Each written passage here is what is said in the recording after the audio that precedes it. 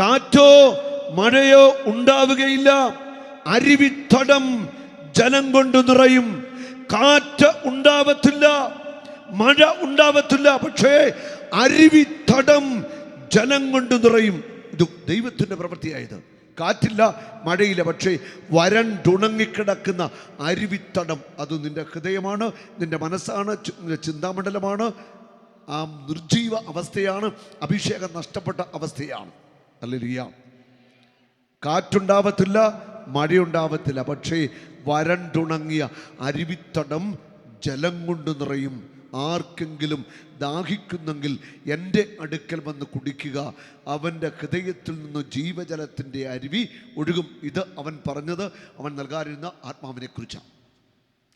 വരണ്ട ഉണങ്ങിയ നിന്റെ ഹൃദയത്തിൽ ദൈവാത്മാവിൻ്റെ അഭിഷേകം കടന്നു വരാൻ പോകുക. ആത്മാവിൻ്റെ ശക്തി നിറയാൻ പോകുക. വെള്ളം നിറയും അരുവിത്തടത്തിൽ. നിന്റെ ഹൃദയത്തിലൂടെ ജീവജലത്തിൻ്റെ അരുവി പൊട്ടി ഒഴുകാൻ പോകുക. നിന്നിലൂടെ അഭിഷേകം തുറക്കപ്പെടാൻ പോകുക. കാറ്റോ മഴയോ ഉണ്ടാവുകയില്ല. അരുവിത്തടം ജലം കൊണ്ട് നിറയും. നീയും കാലിക്കൂട്ടവും മൃഗങ്ങളും അത് കുടിക്കും. കർത്താവിന് ഇത് നിസ്സാരമാണ്. ഹല്ലേലൂയ. മഴ ഉണ്ടാവത്തില്ല, കാറ്റ് ഉണ്ടാവത്തില്ല, പക്ഷേ അരുവിത്തടത്തില് ജലം നിറയും. ഹല്ലേലൂയ. നിന്റെ ഹൃദയത്തിൽ പരിശുദ്ധാത്മാവിൻ്റെ അഭിഷേകം കടന്നു വരും. നിന്റെ ഹൃദയത്തിലൂടെ ജീവജലത്തിൻ്റെ അരുവി പൊട്ടിപ്പുറപ്പെടും. നിന്നെ കാണുന്നവർ, നിന്നോട് ഇടപെടുന്നവരൊക്കെ പരിശുദ്ധാത്മാവിനെ നിറയുന്ന ഒരു അഭിഷേകത്തിലേക്ക് ആത്മാവ് നയിക്കാനായിട്ട് പോകുക. സങ്കീർത്തനം 148 11-13. ഭൂമിയിലെ രാജാക്കന്മാരും ജനതകളും പ്രഭുക്കന്മാരും ഭരണാധികാരികളും യുവാക്കന്മാരും കന്യകമാരും വൃദ്ധരും ശിശുക്കളും കർത്താവിൻ്റെ നാമത്തെ സ്തുതിക്കട്ടെ. എല്ലാവരും, രാജാക്കന്മാര്, പ്രഭുക്കന്മാര്, യുവാക്കന്മാര്, യുവതികള്, വൃദ്ധന്മാര്, വൃദ്ധകള്, കുട്ടികള്, ശിശുക്കള്, എല്ലാവരും കർത്താവിൻ്റെ നാമത്തെ സ്തുതിക്കട്ടെ. അവിടുത്തെ നാമം മാത്രമാണ് സമുന്നതം. അവിടുത്തെ മഹത്വം ഭൂമിയെയും ആകാശത്തേക്കാൾ ഉന്നതമാണ്. പിന്നെ സങ്കീർത്തനം 149 പറയുകയാണ്, എല്ലാവരും കർത്താവിനെ സ്തുതിക്കട്ടെ. എല്ലാവരും കർത്താവിനെ സ്തുതിക്കട്ടെ. അത് ശക്തമായ സ്തുതിപ്പിൽ, ഗാനശുശ്രൂഷയിൽ, ദൈവാരാധനയിൽ വലിയ ആത്മാഭിഷേകം നമ്മുടെ മേൽ നിറയാൻ പോകുകയാണ്. വരണ്ടുണങ്ങിയ ഹൃദയങ്ങളിൽ പരിശുദ്ധാത്മാവിൻ്റെ അഭിഷേകം നിറയാനായിട്ട് പോകുക. ഹല്ലേലൂയ. നമ്മൾ വായിക്കുന്നുണ്ട്, ദാവീദ് രാജാവുമായിട്ട് ബന്ധപ്പെട്ട ഒരു സംഭവം സാമുവേലിന്റെ പുസ്തകത്തിൽ വായിക്കുന്നുണ്ട്.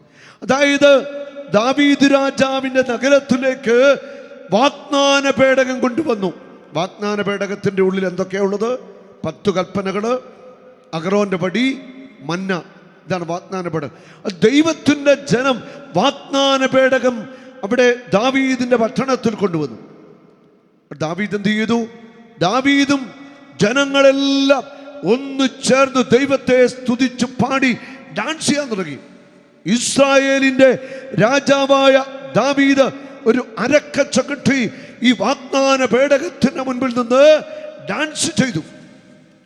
പാടി ദൈവത്തെ സ്തുതിച്ച് ഡാൻസ് ചെയ്യുക. അപ്പോൾ ജനലിൻ്റെ ഇടയിലൂടെ മിഖാൽ, അവള് ദാവീദ് രാജാവ് ഡാൻസ് ചെയ്യുന്നുണ്ട്. ഇതെല്ലാം കഴിഞ്ഞിട്ട് ചെന്നപ്പോൾ അവൾ പറയുകയാണ്, രാജാവേ, അങ്ങയുടെ ജനത്തിന് മുന്നിൽ അങ്ങ് എത്ര താണ ഒരു നിലവാരത്തിലാണ് പ്രവർത്തിച്ചത്. ഇസ്രായേലിൻ്റെ രാജാവ് ഇങ്ങനെയൊക്കെ ചെയ്യാൻ പറ്റുമോ? അടുത്ത വചനം എന്താ എഴുതിച്ചിരിക്കറിയാവോ? മിഖാൽ അവൾ മരിക്കുന്നത് വരെ അവൾക്ക് സന്തതികൾ ജനിച്ചില്ല. മിഖാൽ അവൾ മരിക്കുന്നത് വരെ അവൾക്ക് സന്തതികൾ ഉണ്ടായില്ല. മക്കളില്ലാതെയാ മിഖാൽ എന്ന സ്ത്രീ മരിക്കുന്നത്. ഉണ്ടോ? ഇസ്രായേലിന്റെ രാജാവ് ദൈവത്തെ പാടി സ്തുതിച്ചു. ഒരു അരക്കച്ച മാത്രമേ ഉള്ളൂ, വസ്ത്രമൊന്നുമില്ല. ജനമെല്ലാം ദൈവത്തെ സ്തുതിച്ചു പാടി മഹത്വപ്പെടുത്തുകയാ. ഇത് കണ്ടപ്പോൾ, രാജാവിൻ്റെ വേഷം കണ്ടപ്പോൾ അവൾക്ക് പുച്ഛം തോന്നി. ഈ സ്തുതിപ്പും ആരാധനയൊന്നും അവൾക്കത്ര ഉൾക്കൊള്ളാൻ പറ്റിയില്ല. അപ്പോൾ തന്നെ അവൾക്ക് എന്താ സംഭവിച്ചത്? അവളുടെ ഗർഭപാത്രം അടയ്ക്കപ്പെട്ടു പോയി. അവൾക്ക് പിന്നീട് മക്കൾ ഉണ്ടായില്ല. അവൾക്ക് ഒറ്റ കുഞ്ഞുങ്ങൾ പോയില്ല. സന്തതി ഇല്ലാതാണ് അവൾ മരിക്കുന്നത്. അവിടെ ദൈവത്തെ സ്തുതിക്കാതിരിക്കരുത്. ആര് സ്തുതിക്കുന്നുവോ, ആര് വാ തുറന്ന് യേശുവിനെ വിളിക്കുന്നുവോ, യേശുവിനെ മഹത്വപ്പെടുത്തുന്നുവോ, അവരുടെ മേൽ അഭിഷേക പകർച്ച ഉണ്ടാകാൻ പോകുക. ശക്തമായ സ്തുതിപ്പ് ആരാധന നടത്തുമ്പോൾ വ്യത്യസ്തമായ കൃപാവരങ്ങൾ, ഭാഷാവരം, അന്യഭാഷകൾ സംസാരിക്കുക, കൃപകളൊക്കെ ദൈവത്തിൻ്റെ ആത്മാവ് നമുക്ക് നൽകും. വ്യത്യസ്തമായ ആത്മാവിൻ്റെ കൃപാവരങ്ങളൊക്കെ നമ്മളിലേക്ക് പകരപ്പെടും. ഹല്ലേലൂയ. അതുകൊണ്ട് സ്തുതിക്കുമ്പോൾ, പാടുമ്പോൾ നമ്മൾ ആരെയും പുച്ഛിക്കരുത്. നമ്മൾ ശക്തമായിട്ട് എല്ലാം പറഞ്ഞ് സ്തുതിക്കാനും പാടുവാനും ദൈവത്തെ മഹത്വപ്പെടുത്തുവാനും മനസ്സ് കാണിക്കുക. ഹല്ലേലൂയ. ശുശ്രൂഷകളോട് ഹൃദയത്തിൻ്റെ ഒരു തുറവി ഉണ്ടായിരിക്കുക. അപ്പോൾ ദൈവത്തിൻ്റെ ആത്മാവ് ശക്തിയോടെ നിങ്ങളുടെ മേൽ ആവസിക്കും. നമ്മൾ ജീവിത പ്രശ്നങ്ങളിലേക്ക് നോക്കി നമ്മുടെ മനസ്സ് നിരാശയിലും ദുഃഖത്തിലുമൊക്കെ ആവുകയാണ്. നമ്മുടെ പ്രശ്നങ്ങൾ നമ്മുടെ ബുദ്ധിയെ, നമ്മുടെ ചിന്താമണ്ഡലത്തെ, നമ്മുടെ മനസ്സിനെ കീഴ്പ്പെടുത്തുകയാണ്. നമ്മുടെ പ്രശ്നങ്ങൾ നമ്മുടെ ബുദ്ധിയെ, നമ്മുടെ മനസ്സിനെ, നമ്മുടെ ചിന്താമണ്ഡലത്തെ കീഴ്പ്പെടുത്തുകയാണ്. ഇതൊരു വലിയ പ്രശ്നമാണ്. നമ്മുടെ പ്രശ്നങ്ങൾ നമ്മളെ കീഴ്പ്പെടുത്തി കഴിയുമ്പോൾ ആ പ്രശ്നങ്ങൾക്ക് നമ്മൾ അടിമയായിട്ട് മാറുകയാണ്. ഇപ്പം കടബാധ്യത, ഒരാൾക്കൊരു 50 ലക്ഷം രൂപ കടബാധ്യതയുണ്ട്. നമ്മൾ ചെയ്യേണ്ടത് ഈ കടബാധ്യത ദൈവകരങ്ങളിൽ ഏൽപ്പിക്കുക. ദൈവം പരിഹരിച്ചു വരും. ദൈവത്തെ വിശ്വസിക്കുക, ദൈവത്തിൻ്റെ മുഖത്തേക്ക് നോക്കുക, നിരന്തരമായിട്ട് പ്രാർത്ഥനയ്ക്ക് വരിക. ദൈവം ആ പ്രശ്നം പരിഹരിച്ചു തരും. നമ്മൾ എങ്ങനെ പണമുണ്ടാക്കും, ഏത് അവസ്ഥയിൽ ഇതായിത്തീരുമെന്ന് ചിന്തിച്ച് മനസ്സു നീറി വേദനിച്ച് പണമുണ്ടാക്കാനുള്ള തത്രപ്പാടിലേക്ക് പോകുമ്പോൾ നമുക്ക് ദൈവവുമായിട്ടുള്ള ഒരു ബന്ധം പോലും നഷ്ടപ്പെട്ടു പോവുകയാണ്. ഇനി നെഗറ്റീവായുള്ള ചിന്തകൾ നമ്മളെ തകർത്തു കളയും. എതിർചിന്തകൾ, പരാജയത്തിൻ്റെ ചിന്തകൾ, തോൽവിയുടെ ചിന്തകൾ നമ്മുടെ മനസ്സിനെ തകർത്തിട്ട് നമ്മൾ പൂർണ്ണമായിട്ട് പരാജയത്തിലേക്ക് പോകും. ശരിക്കും ഒരു വ്യക്തി ജീവിതത്തിൽ പരാജയപ്പെടുന്നത് ആ വ്യക്തിയുടെ മനസ്സ് തകരുമ്പോളാ, മനസ്സ് തളരുമ്പോളാ. മനസ്സ് തളരാൻ പാടില്ല. യേശു എൻ്റെ കൂടെയുണ്ട് എന്ന് പറയാം. ഒന്ന് ചുണയായിട്ട് പറഞ്ഞ്, യേശു എൻ്റെ കൂടെയുണ്ട്. ഞാൻ തകർന്നു പോവത്തില്ല, ഞാൻ തളർന്നു പോവത്തില്ല. ഹല്ലേലൂയ. പ്രഭാഷകന്റെ പുസ്തകത്തിൽ 37-ാം അധ്യായം 16, 17, 18 വചനങ്ങൾ. ചിന്തയാണ് എല്ലാ പ്രവൃത്തിയുടെയും ആരംഭം. എല്ലാ ഉദ്യമവും ആലോചനയുടെ തുടർച്ചയാണ്. എല്ലാ പ്രവൃത്തികളുടെയും ആരംഭം ചിന്തയാണ്. നമ്മൾ ചിന്തിക്കാറില്ലേ? ഉണ്ട്. നല്ലതും ചിന്തിക്കാറുണ്ട്, ചീത്തയായിട്ടുള്ള കാര്യവും ചിന്തിക്കാറുണ്ട്. ശരിയല്ലേ? ഞാനിങ്ങനെ ചോദിക്കുമ്പോൾ നിങ്ങൾ മറുപടി പറയണേ നല്ലതാണ് കേട്ടോ. നമ്മൾ ചിന്തിക്കാറുണ്ടോ? നല്ലത് ചിന്തിക്കാറുണ്ടോ? ചീത്ത ചിന്തിക്കാറുണ്ടോ? ഉണ്ട്. അത് ചിന്തയാണ് എല്ലാ ഉദ്യമത്തിൻ്റെയും ആരംഭം.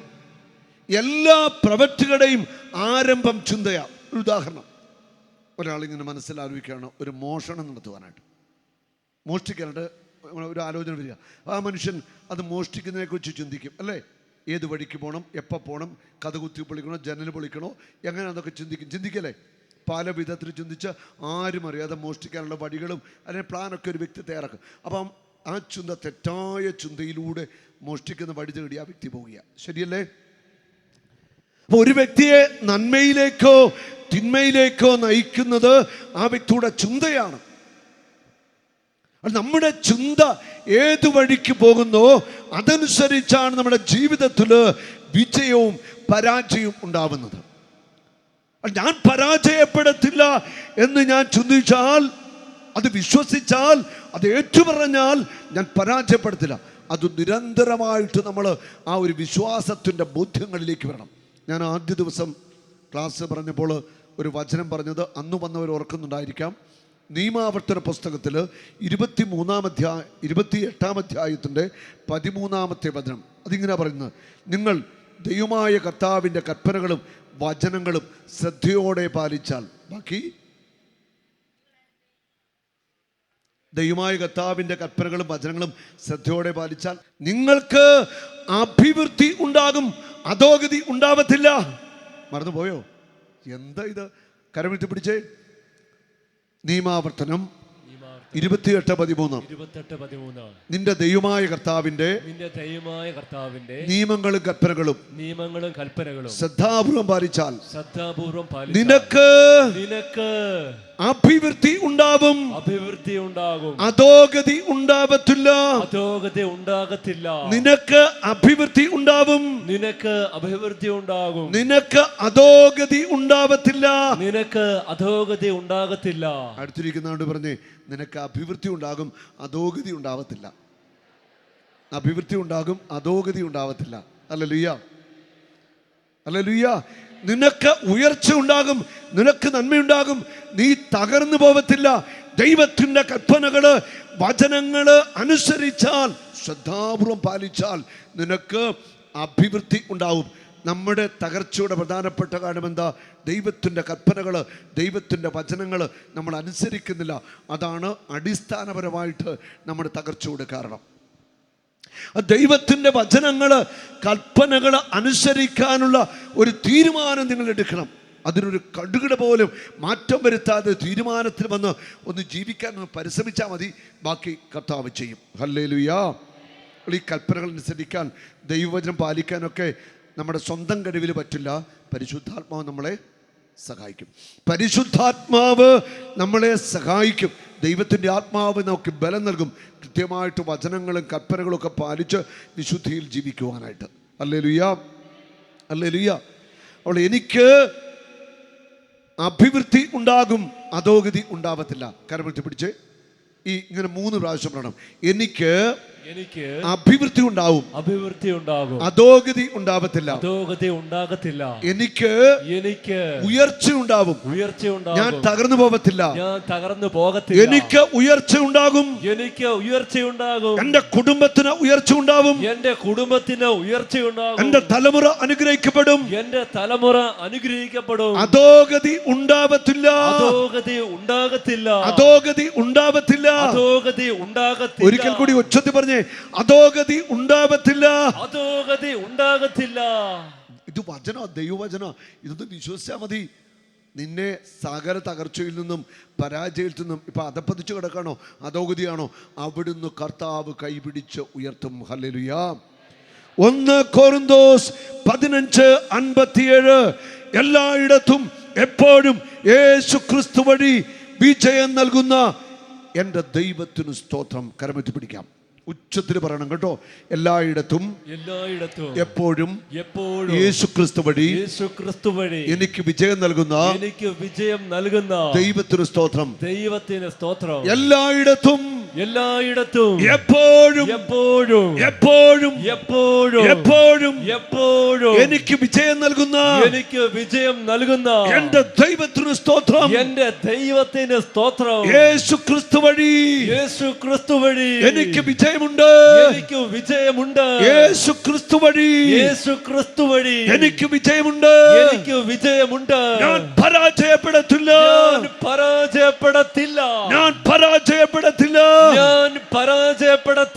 ഞാൻ ലക്ഷ്യത്തിലെത്തും. ഞാൻ പരാജയപ്പെടത്തില്ല. വിളിച്ചു പറഞ്ഞേ, ഞാൻ പരാജയപ്പെടത്തില്ല.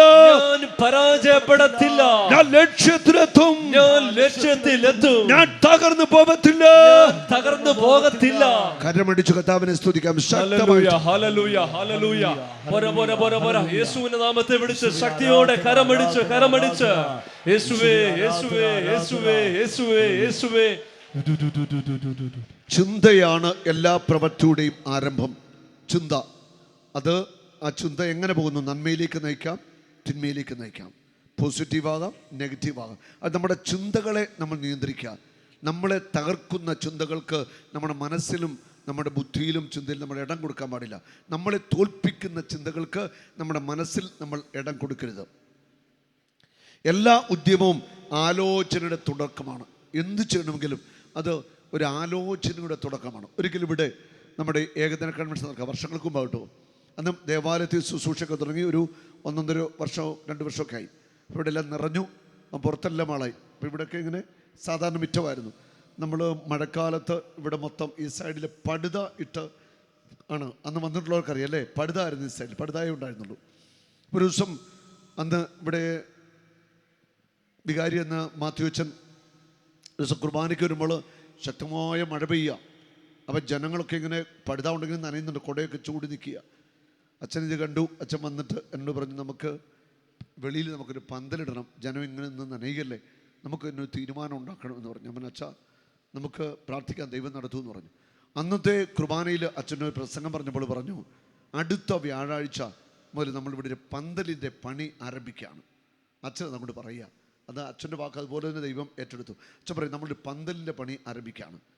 അതിൻ്റെ പിറ്റേ ആഴ്ച വ്യാഴാഴ്ച തന്നെ നമ്മൾ ഇവിടെ നമ്മുടെ ടീമിൽപ്പെട്ട ചിലർ ഇതിൻ്റെ അളവൊക്കെ എടുക്കുന്നു, അവരെ കൊണ്ടുവന്നു, അളവൊക്കെ എടുത്തു. നമ്മളിവിടെ ഒരു പന്തലിൻ്റെ ക്രമീകരണം, സ്റ്റേജ്, പന്തൽ എല്ലാം കൂടെ ഒരു 10-30 ലക്ഷം രൂപ അനേക ദൈവമക്കളെ സഹായിച്ച് ഈ പന്തലും ഇതെല്ലാം ഉണ്ടാവുകയാണ്. ഒരു 30 ദിവസം കൊണ്ട് ഇത് കർത്താവ് ഇവിടെ ഒരുക്കി എന്നുള്ളതാണ്. Hallelujah, hallelujah. അപ്പോൾ ഒരു ചിന്ത ഇങ്ങനെ വന്നു, അച്ഛനോട് പറഞ്ഞു, അത് അച്ഛൻ കൊണ്ട് പറഞ്ഞു, പിന്നെ ഞാനിവിടെ ആളുകളോട് പറഞ്ഞു. അങ്ങനെ എല്ലാവരും കൈ അയച്ച് സഹായിച്ചു. അങ്ങനെ കർത്താവ് ഒരുക്കിയ കൂടാരമാണിത്. ഇത് ദൈവ മക്കൾക്ക് ഇവിടെ വന്ന് പ്രാർത്ഥിക്കാൻ, ആരാധിക്കാനായിട്ട് ദൈവം ഒരുക്കിയ കൂടാരമാണ്. ഹല്ലേലൂയ. ഉണ്ടോ? അവിടെ ഒരു ആലോചനയുടെ തുടക്കം, ആ ഒരു തുടക്കം അത് വലിയ ഒരു അനുഗ്രഹമായിട്ട് മാറിയോ? അപ്പോൾ എല്ലാറ്റിൻ്റെയും തുടക്കം ആലോചന, നമ്മുടെ ചിന്തയിൽ ആലോചിക്കുന്നത്, ആലോചിച്ച് ചിന്തിച്ച് വിവേകത്തോടെ നമ്മൾ ഓരോ കാര്യങ്ങൾ ചെയ്തു കൊള്ളുക. ഒരു നാളും നീ അനാഥനല്ല, ഒരു നാളും നീ അന്യനല്ല, ഒരു നാളും നീ അനാഥനല്ല.